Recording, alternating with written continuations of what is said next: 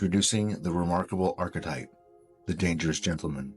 With a demeanor that commands respect and a hint of potency, he embodies strength tempered by virtue.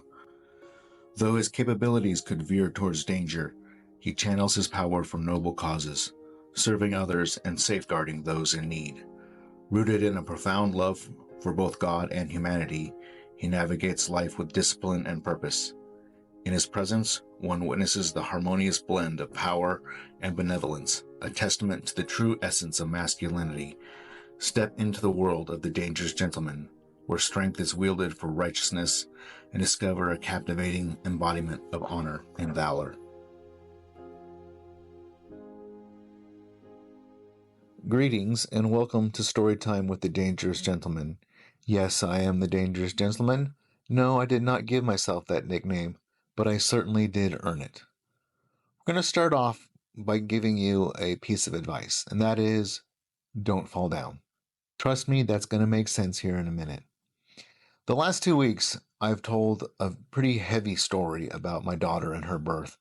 So this week, it's going to be a little bit lighter, but we're still going to have some fun. We're still going to learn some things. So like I said before, don't fall down. And the reason I said that is because over the last several weeks in my practice, I've had this rash of people who have been coming in who, oh man, I fell down. And it's young people, they fall down and they hurt this or that. It's older people that have fallen down.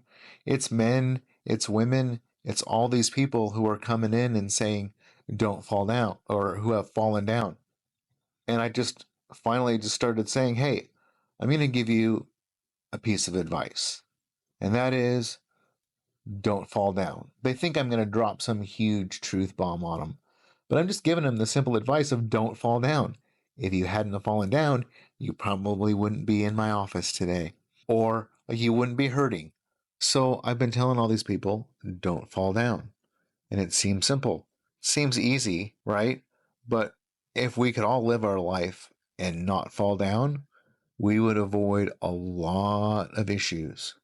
But sometimes those kinds of things are outside of our control. So I'm going to tell you a couple stories from when I was growing up about falling down. I thought that would be a good way to transition this and tell you some stories and give you some advice at the same time. So growing up, I broke my arm 3 times. My left one twice, not very serious ones, but twice over the course of less than a year. Then when I was about 12, I broke my right arm really bad. And the way it happened is that we were at the roller skating rink. Yes, back in the day when people used to go roller skating for fun, not roller blading, actual roller skates. And this was the day before Christmas break for school. And it was the school Christmas party. And we were roller skating. And I am terrible on my feet. I don't like to do anything where my feet are unstable. I don't like to ski. I don't like to roller skate. I don't roller blade. I barely even ride a bicycle. I like to have my feet firmly planted on the ground. That's the best way to prevent yourself from falling down. Anyway, so I was roller skating and I fell and I put both my arms out in front of you, and your instincts tell you. And I put both arms out in front of you and I snapped my right arm. Broke both bones in the arm. There's 2 bones. In case you didn't know, there's 2 bones in your forearm. And I broke both of them. One of them was just completely snapped and the ends weren't lining up. So I'm freaking out. I'm at the roller skating rink at the school Christmas party. Go to the nurse and they're like, all right, okay. So they're taking care of me. And they're like, well, should we call the emergency room? Call 911. Well, my dad is a medical doctor.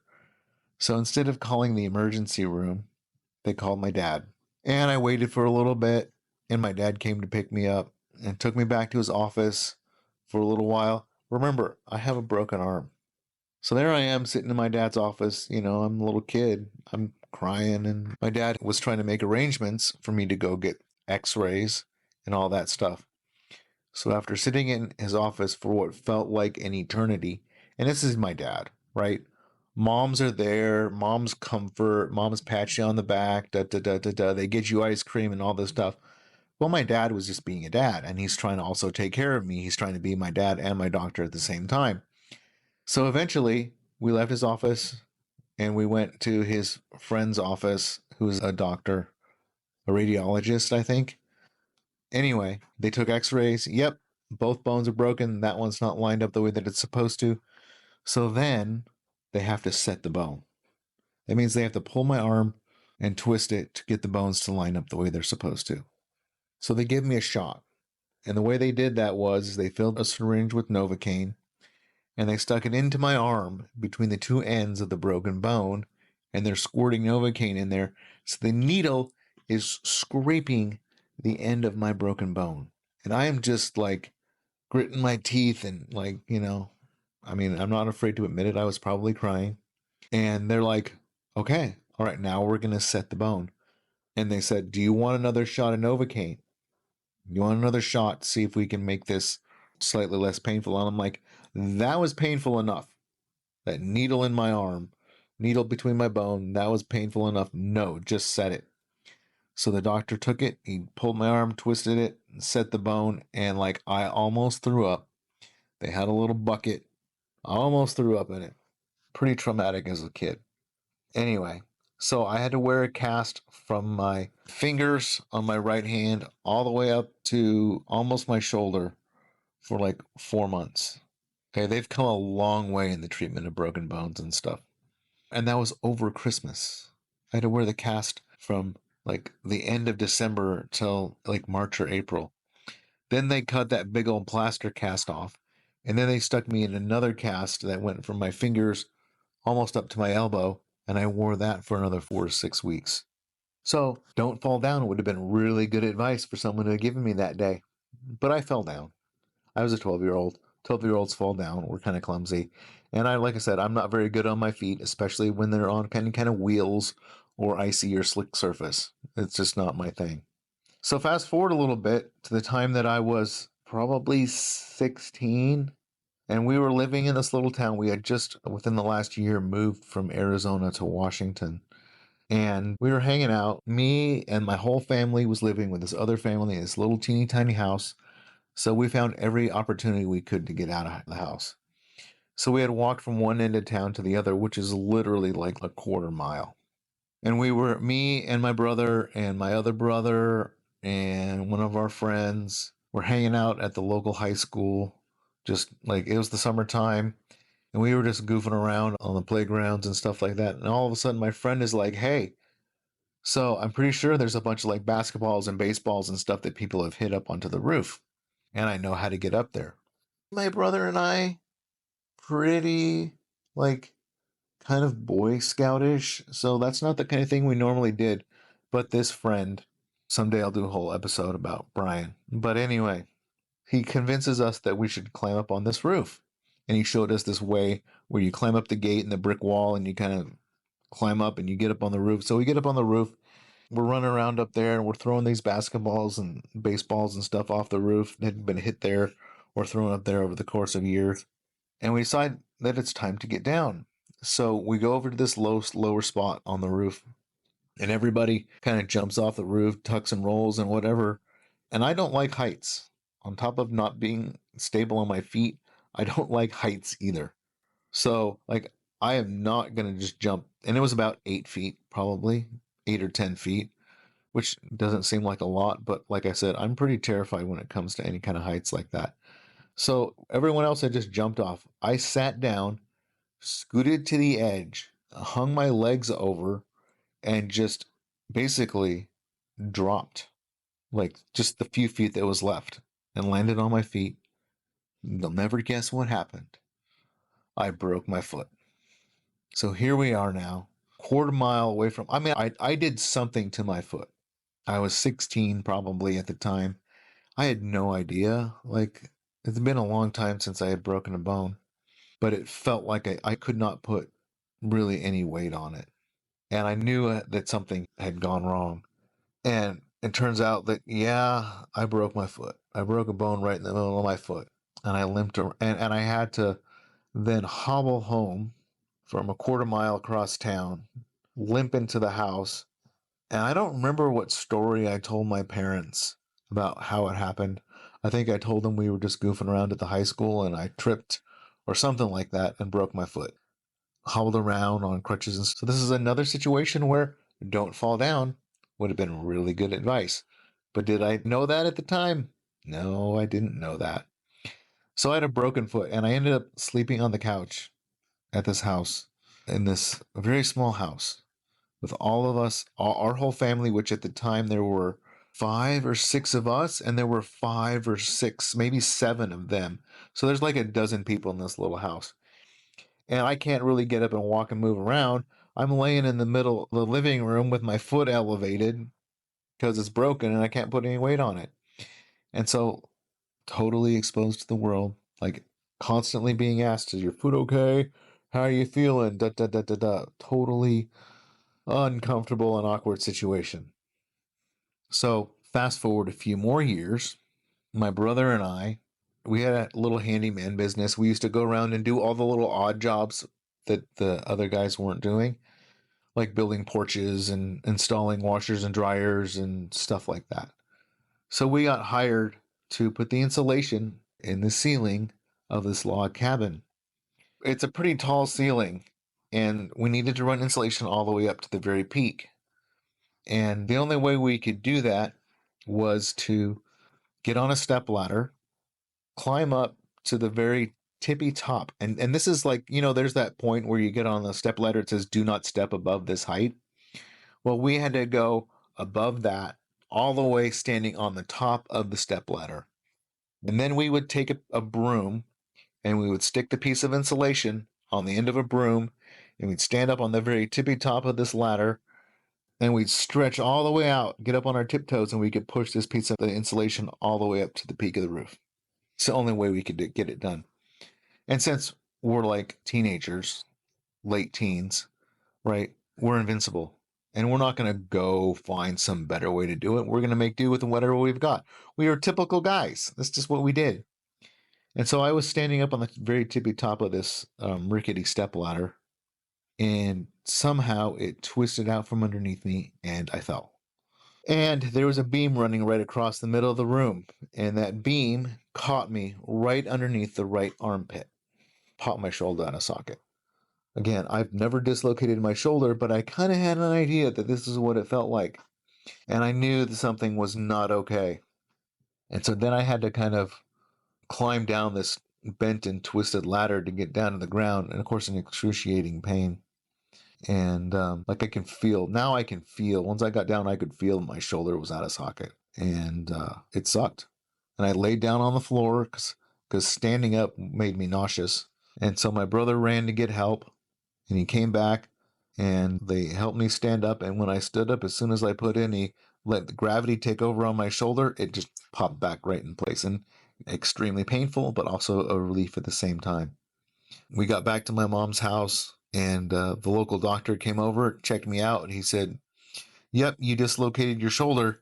You shouldn't lift anything over your head for at least 3 to 4 weeks. You shouldn't even put your arms over your head, much less lift anything." Well, and this sounds like I'm making it up, but literally this was the case. It was the fall. We had just built a barn, but we hadn't put the roof on it yet. There was hay in the barn, and there was a snowstorm coming. And we knew that it was coming, and if it snowed on that hay, we were going to lose all that hay. So I went out, helped them put the roof on the barn. And my job, because my shoulder was so messed up, they're like, "Andrew, you stay on the ground." So my job literally was to pick up these 12, 15-foot sheets of metal and lift them up over my head and pass them up over my head. I would stand backwards to the barn and I would lift them up and I would lift them up over my head. The exact motion that the doctor told me not to do. But literally, the hay was in the barn and there was a snowstorm coming. Again, I am not joking. That's exactly the situation. And this was like a day or two after I dislocated it. And that shoulder has and continues to bother me to this day. It popped out. It popped out so many times. Like it popped out one time when I was playing frisbee golf. It popped out another time when I was just reaching into the back seat to grab something. Another time, it popped out when I rolled over in bed. Popped out all the time. But since I've gotten in better shape and I've actually started to work out my shoulder muscles and they've gotten stronger, it still gets sore sometimes, but it doesn't pop out of socket. And that's a good thing. That's a good reason to work out, is it stabilized my injury. So the last injury I want to talk, yeah, I'm talking about all my war wounds, right? I'm talking about all my war wounds. Well, so with the shoulder, that was another situation where don't fall down would have been a really good thing. Good piece of advice to take. Anyway, last story. And I didn't even figure out the full extent of this for 10 years after it happening. So I'm going to fast forward and then go back. It was about 2011. My son was like a few months old, and I would hold him. He would wake up in the middle of the night because he couldn't, because, babies do that sometimes. And I would hold him in front of me and I would bounce, and that would get him to calm down and go back to sleep. Well, I started to notice that when I would do this, I would get this deep aching pain in the middle of my back. And then after a few minutes, it would go numb, and it felt like a band of numbness that wrapped all the way around my chest, and it would just hurt and ache. And after this happened a few nights in a row, I was like, I need to go get this checked out. I was working as a chiropractor, and I was working in an office. I said, take some x-rays. And we got the x-rays taken, and the doctor that I was working for says, hey, did you know you had a fractured vertebrae in your spine? I was like, nope. I had no idea. I had no idea. And I started to think back to when that might have happened. And the only thing that I could think of at the time was, again, when I was in my early 20s, I was helping my buddy build a barn, and a pole barn. So normally what you do is you dig a big old, like 3 foot deep hole, and you put the post in it, and you pour some concrete around it. It's nice and secure and firm. For whatever reason, and I don't even know why, we decided that we were going to pour the concrete. We were going to pour concrete pads, and then we were going to mount the posts on top of them. We put these big chunks of metal, big chunks of iron down in the concrete. And then we took the posts and we set them on top of the concrete and bolted them in. Thinking back, of course, it doesn't make any sense. And again, I don't remember why we did it that way, but we did it that way. And then we were going through, and we had to notch the top of the post so we could run beams. So my job was to go around, and I would take a ladder and I would lean it up against these posts about 16 feet up in the air. And I would do all the measurements and the marks. And then my friend would come behind, and he had a forklift, and he would come and he would lift himself up and he would take my marks and he would cut them with a chainsaw, and then we could run the beams and stuff. So I'm up there, and I think I'm on the last one. It's always the last one. So I'm up there and I'm marking the last one, and I glance down at where the ladder is leaning up against the post, and I'm like, what's going on here? Because it seemed like the ladder was slowly sliding down. Like, what? And then all just faster and faster. And I realized that the post that we had leaned the ladder up against, because we had this great idea, this post fell over. So I didn't, on this one, I didn't fall down. Well, I did fall down. So again, don't fall down. But literally the post that I was leaning up against, it fell down, and I came crashing down, and I hit the ground, kind of curled up on my side. On the way down, I had also caught my shin on a nail. So I had this big old, about 3-4 inch long, gaping wound on my right shin. And so that's all I was paying attention to.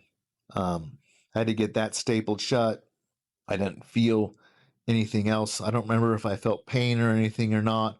I think it happened on a Thursday, I think. And I took the next day off because I was pretty sore. But I think I was back at it by Monday. So I took a couple of days off, and there I was, back at it. And I didn't even realize that's the only thing that I can think of now. Trying to look back from when I had those x-rays taken, looking back in time, the only thing that I could think of was when I fell off that ladder. So that's one broken arm, one broken foot, one dislocated shoulder, one broken spine. And I could probably think of a few more, but that's where the advice of don't fall down would have been really helpful. So I'm going to give you the same advice. Don't fall down. Don't fall down. It seems simple, but sometimes the simplest things are the hardest to follow. And yeah, I'm saying this all kind of tongue in cheek anyway. It's just a way for me to tell some fun stories from when I was a kid, from when I was growing up. All of my war wounds that now, 30, 40 years later, they're catching up to me a little bit. So I'm just going to say it again one more time. Don't fall down. It's simple, but not always easy. I hope you enjoy it. I kind of did. And I will talk to you next time. So if you like this content, please give it a rating, a review, and share it with your friends. Also, if you'd like to learn a little bit more about me and what I'm all about and what I can maybe do for you, check out my website at thedangerousgentleman.org. That's thedangerousgentleman.org. Thank you for listening.